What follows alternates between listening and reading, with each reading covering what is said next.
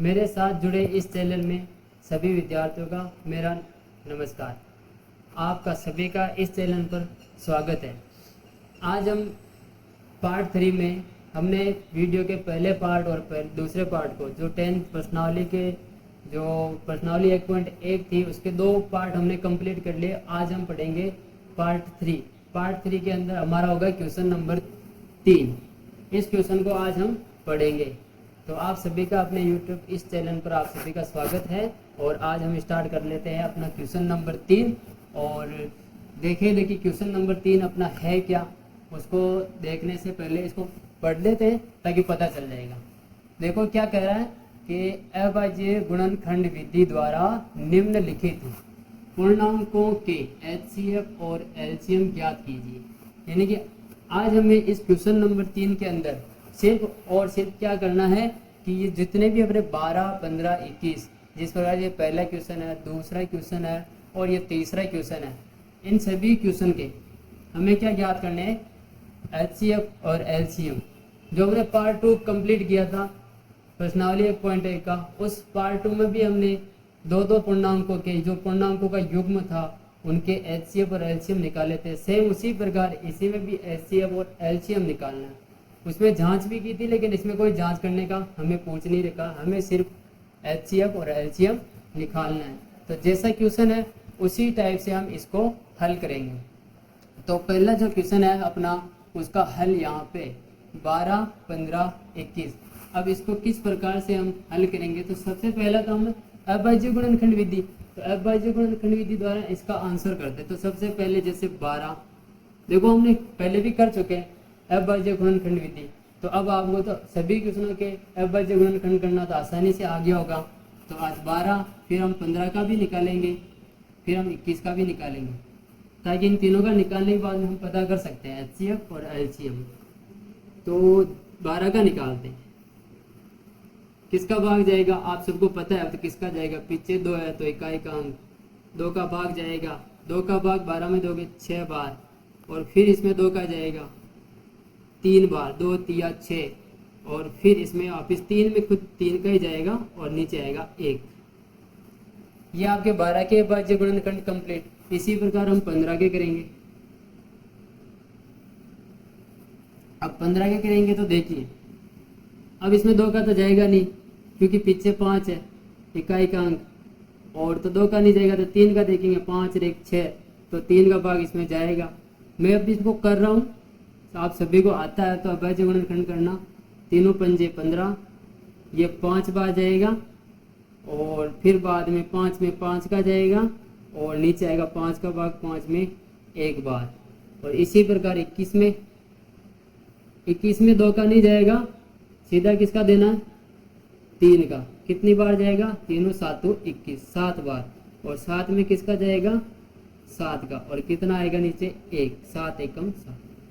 तो इस क्वेश्चन में अपना जो पहला है 12, 15 और 21, इसमें क्या है कि 12 के अभाज्य गुणनखंड यहाँ निकाल दिए, 15 के यहाँ निकाल दिए, 21 के यहाँ निकाल दिए, तीनों के अभाज्य गुणनखंड प्राप्त है। कुछ नहीं करना, अब इनके अभाज्य गुणनखंड यहाँ लिख लो। 12 का कितना आया, कितने आ रहे हो, 2 गुणा 2 गुणा 3, यानी कि 2 गुणा 2 गुणा 3। देखो हमने जो पहले क्वेश्चन किए थे उसमें भी ऐसे अभाज्य गुणनखंड आए थे, और उनके अंदर जो बार बार रिपीट हो रहा था उनको घातांक के रूप में लिखा था। तो हम यहाँ पर भी इसको घातांक के रूप में लिख देंगे। घातांक के रूप में लिखेंगे, जैसे 1 और 2, ये 2 कितनी बार आ रहा है, 2 बार आ रहा है, तो 2 की घात 2 गुणा 3, जो बच गया उसको लिख दो वापिस। इस प्रकार से लिख दिया घातांक के रूप में। अब अपने पास है 15। 15 का कितना आएगा 15 का देखिए आप, 3 और 5 आ रहा है, कितना आ रहा है, 3 गुणा 5। 12 के तो यहाँ लिख दिए, 15 का यहाँ हो गया। इसमें कोई घातांक नहीं होगा क्योंकि सब अलग अलग हैं। और इसी प्रकार 21 में भी देखो 3 और 7 आया है, कितना आया, 3 गुणा 7। तो कुल मिला के यहाँ पर भी 3 और यहाँ 7 दोनों में अलग अलग है। तो इसके अभाज्य गुणनखंड भी यही है, इसमें कोई घातांक नहीं आएगा। तो अपने 12 के अभाज्य गुणनखंड ये घातांक के रूप में 15 के अभाज्य गुणनखंड ये, 21 के अभाज्य गुणनखंड ये। तो हमने तीनों के अभाज्य गुणनखंड लिख दिए और अब हमें निकालने हैं इनके HCF और LCM, ये दो निकालने हैं। तो मैं इधर इनका आंसर लिख रहा हूँ, तो लिख रहा हूँ कि अतः 12, 15 व 21 का HCF,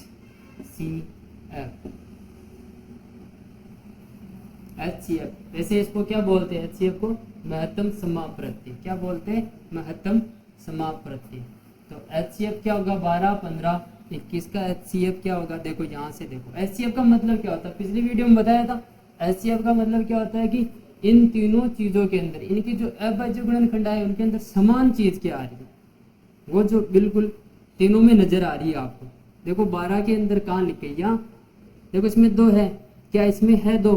15 में नहीं है, क्या इसमें है 2? नहीं है, नहीं मिला हमें यहाँ पे, तो 2 तो नहीं होगा। देखो यहाँ 3 है, इसमें भी 3 है और 21 वाले में भी 3 है। इसका मतलब ये जो 3 है, 12, 15 और 21 तीनों में प्राप्त हो रहा है। इसका मतलब 3 अपना यहाँ पे HCF। अगर और भी हो तो देखते हैं, और भी है क्या? ये 5, यहाँ 5 है, क्या इसमें 5 है? नहीं है, मतलब एक में ही नहीं है, तो फिर रहने देना। एक 7 भी आ रहा है, लेकिन 7 इसमें भी नहीं है, इसमें भी नहीं है, तो 7 भी नहीं है, खत्म। ओनली फॉर कौन सा मिला? 3, 3, 3, सिर्फ ये प्राप्त हुआ। तो 12, 15, 21 का जो HCF वो 3 ही रहेगा। तो अपना HCF तो हो गया। अब निकालते हैं LCM। तो LCM निकालेंगे तो 12, 15 व 21 का LCM, इसको क्या बताया था? महत्तम समाप्रत्य। तो ये क्या होगा? लघुत्तम समाप्रत्य। क्या होगा? लघुत्तम समाप्रत्य। और इसका आंसर क्या आएगा? देखो इसका आंसर क्या आएगा, यही करेंगे पता। और मैंने बताया था वीडियो में, जब HCF निकाल लेते हो तो LCM निकालने से पहले एक चीज कि जो समान है उसको तो पहले रखना ही है। अब इसमें समान 3, 3, 3, इसको तो पहले रख दो, आप इसको तो पहले लिख दो। अब इसके बाद में जो भी कुछ बचा हुआ है यहाँ पे, जैसे 2 की घात 2 रह गया है, 5 रह चुका है, 7 रह चुका है, इनको छोड़ो मत, LCM में इनको भी लिखो। 2 की घात 2 गुणा 5 गुणा, और क्या बचा? 7 रह रहा है, 7, ये लो कंप्लीट। अब इनको गुणा करना है। देखो ये तो 3 है, और 2 की घात 2 का मान क्या होता है? 2 की घात 2 का मान क्या होता है? 2 की घात 2 क्या होता है? 2 गुणा 2, वर्ग करते हैं ना, 2 का वर्ग, 2 गुणा 2, 2 को 2 से गुणा करते 4 आता है। कितना आता है? 4 आता है। तो इसका मान कितना है? 4। और 4 को 3 से गुणा करेंगे तो 4 3 12, 12 को 5 से गुणा करेंगे तो 12 पंजे 60, और 60 को 7 से गुणा करेंगे तो 420। कितना आएगा? 420। ये आपके प्रश्नावली 1.1 का जो तीसरा क्वेश्चन है उसका पहले के अंदर HCF और LCM, अपने को LCM चाहिए था वो भी निकाल दिया, और HCF चाहिए था वो भी निकाल दिया। तो अपने जो पूछा क्वेश्चन है वो हमने उत्तर दे दिया यहाँ पे, और ये अपना आंसर कंप्लीट। ये रफ है, इसको मिटा रहा हूँ यहाँ से तो ये पहला क्वेश्चन कंप्लीट हो चुका है अपना। अब आप इस क्वेश्चन का एक बार स्क्रीनशॉट ले लीजिए ताकि हम दूसरा क्वेश्चन करवाते हैं। ठीक है, स्क्रीनशॉट ले लो इसका। चलो ठीक है, अब हम कराते हैं क्वेश्चन नंबर 3 का दूसरा। और दूसरा क्वेश्चन क्या है अपना? 17, 23 और 29। ये दूसरा है, 17, 23 और 29। देखो नाम ही कुछ संख्याओं के नाम ही ऐसे है, 17, 23, 29। इन नाम से ही पता चलता है सभी अभाज्य संख्या। देखना अभी करेंगे तो पता चलेगा। 17, 23 और 29। 17, 23 और 29 करते हैं वापस उसी प्रकार से। सबसे पहले 17 का अभाज्य गुणनखंड निकालिए। 17 है, कहा था मैंने ये क्या है कि एक अभाज्य संख्या। 17 में सिर्फ किसका भाग जाएगा, किसका जाएगा 17 में सिर्फ 17 का ही भाग जाएगा। किसका जाएगा, 17 का भाग जाएगा। 17 का भाग 17 में सिर्फ एक बार जाएगा। खत्म, अपने तो एक आ गया, बस एक आते ही क्या होता है अपने अभाज्य गुणनखंड क्या होते हैं, कंप्लीट होते हैं। इसमें एक चीज और सिखाऊंगा आपको, अभी हम जितना हमने सीखा है वो करते चलते हैं। आगे है 23, एक चीज और आएगी इसमें बताऊंगा अभी आपको। 23 भी खुद एक अभाज्य संख्या, इसमें किसी और का भाग नहीं जाएगा, इसमें सिर्फ और सिर्फ किसका भाग जाएगा, खुद का, स्वयं का भाग जाएगा। 23 में 23 का भाग दोगे, 23 एक कम 23, फिर से एक आ गया, खत्म। अब यहाँ 29 है, ये 29 इसमें भी किसका जाएगा, खुद है क्या अभाज्य संख्या, खुद का जाएगा स्वयं। कितनी बार, एक बार। देखो कितना सिंपल है ना, ऐसा भी क्वेश्चन मिलता है आपको कि इतने छोटे छोटे में से आंसर आ रहे हैं। तो हम लिख सकता हूँ यहाँ पे 17, जिस प्रकार इसमें लिखा था पहले क्वेश्चन में। क्या है यहाँ पे 17, यही तो आया। 17 का अभाज्य गुणनखंड किया 17 आया। इसी प्रकार 23 का, ये 23 क्या आया 23। इसी प्रकार 29 का, ये 29, इसका भी क्या आ रहा है इधर, ओनली फॉर 29, ज्यादा कुछ नहीं, सेम सेम ही आ गया, क्योंकि खुद का ही जाता है भाग तो स्वयं वही आएगी। अब इसके बाद में हमने क्या किया, इसके बाद में हमने ये लिखा कि अतः की लाइन लिखी कि अतः, लास्ट आंसर लिखेंगे अब तो, अतः 17, 23 और 29 का सबसे पहले क्या देखा, सबसे पहले HCF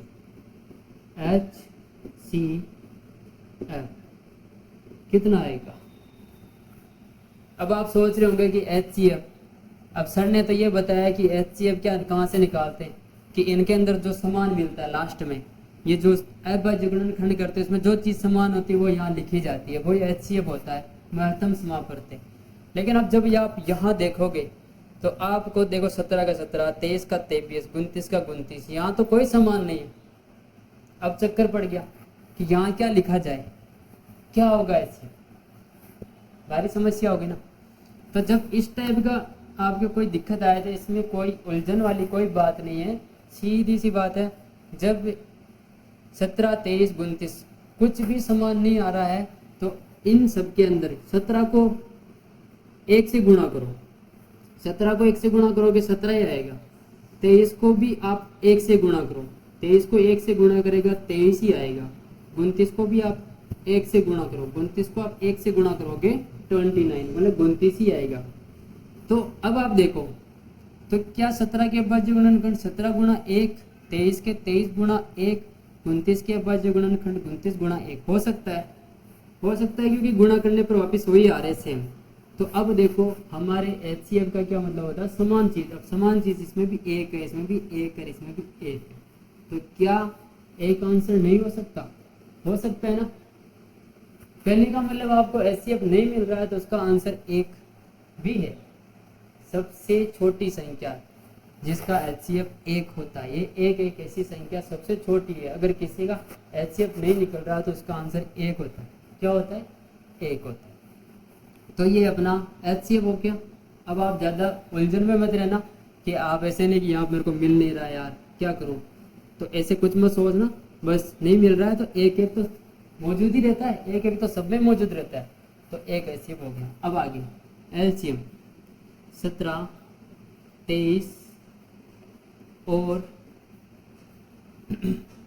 29 का LCM आज बता रहा हूँ आपको फुल फॉर्म। तो महत्तम समापवर्ती, लघुत्तम समापवर्ती, 2 पार्ट निकल गए अपने 10th क्लास के। पार्ट फर्स्ट निकल गया, सेकंड निकल गया, लेकिन आज बता रहा हूँ।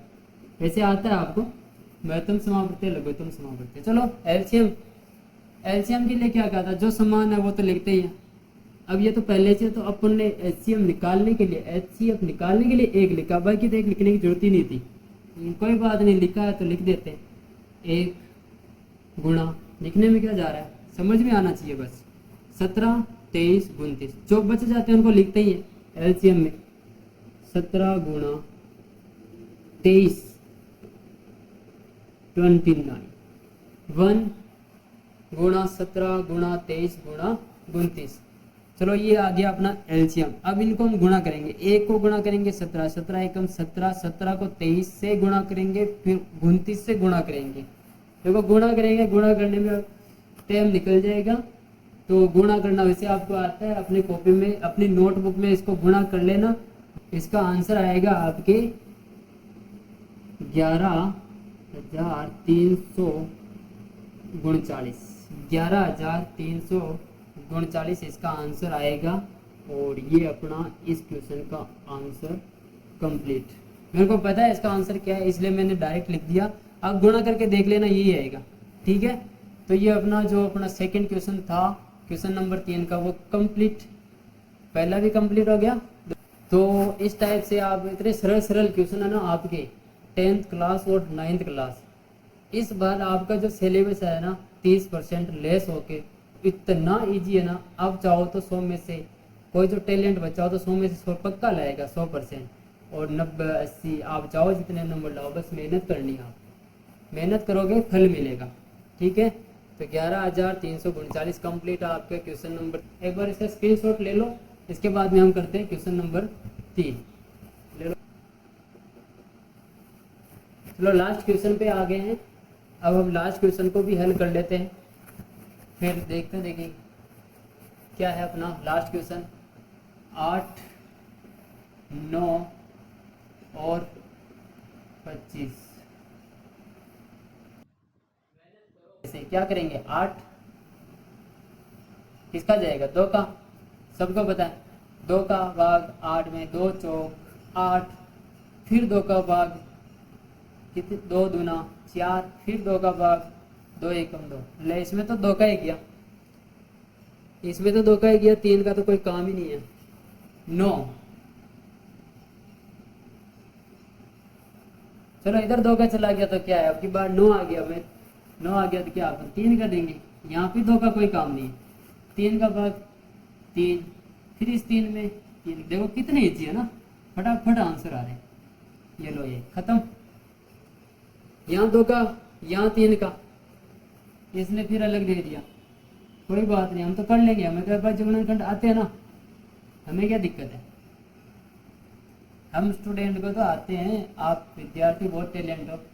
ये देखो 5, यानी कि 2 का नहीं जाएगा, 3 का नहीं जाएगा, 5 का दो, 5 का दो, 25 में 5 का भाग दो, कितना 5 आम 25, 5 में फिर 5 का दो, जाएगा 5 एकम 5। नहीं जाएगा तो कोई बात नहीं, मैं आगे चलेंगे, लेकिन जा रहा है ना मैं। चलो अपने ये अविभाज्य गुणनखंड हो गए 8 के, 9 के, 25 के। बस अब करना है क्या, हमें वापस वही लिख तो दें, लिखने में क्या जा रहा है। ये 8 लिख दिया, क्या आया इसका 2 2 2, 2 गुणा 2 गुणा 2। फिर से वही चीज आ रही है, क्या वाली आ रही है कि 1 2 3, ये 2 किस में आ रहा है, वापिस आ रहा है ना, बार बार घातांक के रूप में लिख सकते हैं ना। समान बार बार आ जाए तो लिख दो, नहीं आए तो मत लिखो। 2 की घात 3, 3 बार आया है, 1 2 3, इसलिए 2 की घात 3। कौन आया, 2 आया। इसी प्रकार 9, 9 में क्या 3 3। अब की बार क्वेश्चन ही ऐसा ही दिया थी इसने, समान समान आ रहे, कोई बात नहीं, समान समान आ रहे तो समान समान को घात के रूप में लिखो। ये लो कंप्लीट। फिर आ रहा आपका 25, क्या है 5 5, 5 गुणा 5, 5 5, 5 को गुणा करिए 5 से, 25 आता है, लेकिन हमें तो घात के रूप में लिखना है, हम गुणा क्यों करें। ये लो 5 की घात 2 हो गया, 2 की घात 3, 3 की घात 2, 5 की घात 2। ये अपने अविभाज्य गुणनखंड यहाँ थे, इसको घातांक के रूप में लिख दिया। अविभाज्य गुणनखंड यहाँ थे, इसको घातांक के रूप में लिख दिया। अब हम आंसर लिखते हैं। अतः क्या निकालना सबसे पहले, HCF 8 9 25, 8 9 और 25, 8 9 और 25 का क्या चाहिए, HCF महत्तम समप्रत्यय। ओके, क्या देखेंगे, समान। HCF आ गया तो समान देखेंगे, मिलेगा है क्या समान, यहाँ 2 है, यहाँ 3 है, यहाँ 5 नहीं मिल रहा ना। पहले जब अभी जो सेकंड क्वेश्चन कराया था 17 23 29, सेम वैसे बिल्कुल वैसा का वैसा है। तो फिर क्या है, जब इसमें नहीं मिला, समान मिल ही नहीं रहा, तो आपकी बार लिखने की जरूरत ही नहीं है। ऐसा नहीं कि आप एक लगाओ एक लगाओ एक लगाओ, लिखने की जरूरत ही नहीं है। लेकिन अगर आप चाहो तो लिख देते हैं, क्योंकि आपको पहले जो क्वेश्चन कराया उसमें एक लिखा था, इसमें भी लिख देता हूँ, कोई दिक्कत नहीं है। ये लो लिख दिया, क्योंकि इनको गुणा करोगे तो वापिस यही आएगा, इनको गुणा करोगे तो वापिस यही आएगा, लिखने में कोई दिक्कत नहीं। एक एक एक आ गया समान, तो HCF क्या होगा, एक। यानी कि अपना जो दूसरा क्वेश्चन और तीसरा क्वेश्चन है उसका HCF तो सेम उसी तरीके से आ रहा है, एक। अब इसी का निकालेंगे 8 9 और 25 का LCM लघुत्तम समापन। चलो इसको करते हैं, तो इसका आंसर क्या आएगा, तो इसका आंसर जो सबसे पहले समान है उसको तो लिख दो, ये लिख दिया। अब कौन बचा, 2 की घात 3 बच गई, लिख दो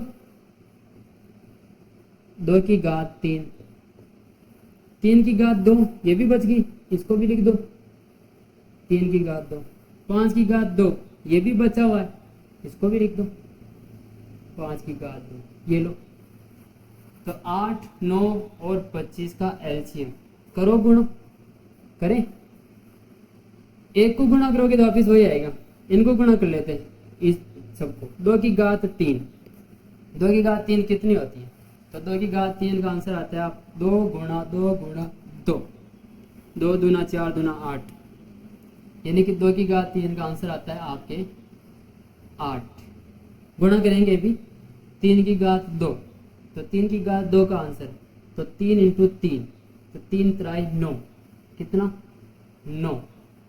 5 की घात 2, इसका आंसर कितना आता है, 5 25, कितना आता है 5 25, ठीक है। 8 9 25 वही आ गया वापिस, 8 9 25 वही तो आएगा, क्योंकि और कोई मिला ही नहीं हमें HCF, तो आंसर वही आएगा। इनको गुणा कर लो, इनको गुणा करोगे तो कितना आएगा, 72, 8 9 72, फिर इधर कितना है 25। अब इनको गुणा करो, 25 दूना 50, 5 हासिल की, और 25 का पावड़ा बोलोगे आप 7 बार, तो कितना आएगा, 25 दूना 50 होता है, 25 चौके 100 होता है, और 25 चंग 150 होता है, 7 175, और 175 में 5 जोड़ेंगे तो 180। गुणा करोगे तो 1800 आएगा, आप अपनी कॉपी में गुणा कर लेना, कितना आएगा 1800। ये एक तरह से रफ है, डायरेक्ट नहीं, अपन को तो आंसर चाहिए, गुणा कर लिया हमने, गुणा करके ये आंसर हमने कंप्लीट कर लिया। तो ये तीसरा क्वेश्चन भी कंप्लीट, कोई दिक्कत ही नहीं है, इतने सिंपल क्वेश्चन है कि पहला क्वेश्चन पढ़ा हमने इस प्रश्नावली का, दूसरा पढ़ा हमने इस प्रश्नावली का, तीसरा क्वेश्चन आज कंप्लीट कर लिया, और तीनों ही क्वेश्चनों में इनके अलावा कोई चीज आ ही नहीं रही थी। हर बार अभाज्य गुणनखंड तो आएंगे आएंगे, और यही अगर आपको नहीं आएंगे तो फिर नीचे वाले क्वेश्चनों में करने में दिक्कत आएगी, इनको नीचे में। तो ये वीडियो बना रहा हूँ, आपके लिए बना रहा हूँ, बड़ी उपयोगी होगी आपके लिए, देखना अच्छे से इनको। और जो भूल चुके ना कोरोना काल के टाइम पे, मैंने देखा है, मेरे भी स्टूडेंट है, उन्होंने भी अपनी इन चीज़ों को बैकअप, जो पिछली वाली चीज़ें थी कोरोना के टाइम पर, भूल गए, वो किसका भाग जाता है किसका नहीं जाता है, कंफ्यूज हो जाते हैं। लेकिन अब फिर से मैं मेहनत कर रहा हूँ, और अब की बार मैं अपने विद्यार्थियों के अलावा पूरे राजस्थान के विद्यार्थियों को मतलब कि आगे बढ़ाना चाहता हूँ। तो आप भी मेरा सपोर्ट कीजिएगा, और आप भी पढ़ते जाओ, मस्त रहो। ये हो गया आपका तीसरा क्वेश्चन, जो पूरा कंप्लीट, ये भी करा दिया, ये भी करा दिया, ये भी करा दिया। और ये अपना जो पार्ट, कौन सा पार्ट था आज, तीसरा पार्ट था अपना तीसरा, और पार्ट तीसरे के अंदर हमने ये क्वेश्चन कंप्लीट करा लिया। मैं हर पार्ट में एक एक क्वेश्चन करा रहा हूँ, अच्छे से करा रहा हूँ। देखो इसमें मैंने एक एक क्वेश्चन कराने का मतलब इसलिए क्योंकि इस क्वेश्चन के अंदर 3 है, उससे पहले वाले में 3 थे, उससे पहले वाले में 5 थे, तो टाइम लगता है इनको कराने में, इसलिए हर बार मैं एक क्वेश्चन ही करा रहा हूँ। जैसे सिंगल क्वेश्चन आएगा तो 2-3 क्वेश्चन एक साथ करा दूंगा, ठीक है। तो बस पढ़ते रहिए आप तो, और सपोर्ट करिए, अपने इस चैनल को आगे से आगे फैलाइए, ताकि आप पढ़ रहे हो और आपके जैसे और भी पढ़े, क्योंकि आपके जैसे और भी बच्चे हैं जो अभी मुश्किल में हैं, उनके टीचर नहीं है मैथ्स के। मेरे आसपास की गवर्नमेंट स्कूलों में जो 2nd ग्रेड की अभी भर्ती निकली, उनमें टीचर ही नहीं आ रहे, नौकरी नहीं लगे 2nd ग्रेड में, अब 3rd ग्रेड में लगे। तो आप तो कुछ नहीं, आगे से आगे फैलाइए सब विद्यार्थियों के पास जिनके पास टीचर नहीं है, जो पढ़ नहीं पा रहे हैं, जो अभी मुश्किल में है। अभी हमारे पर जो भी इस वीडियो को देख रहे हैं, वो अपने रिलेशन में या फिर कोई दूर किसी अदर ज़िले में, पूरे राजस्थान में फैल जाए तो बहुत बढ़िया है, क्योंकि पूरे राजस्थान को अगर मेरी वीडियो अपलोड होगी तो मेरे को भी गर्व महसूस होगा और मेरे को बहुत अच्छा लगेगा। मैं और आगे बहुत सारी वीडियो बना बना के आपको दूंगा। तो आप इसी प्रकार से मेरा सपोर्ट कीजिएगा, लाइक करो, सब्सक्राइब करो और फैलाते रहो इसको।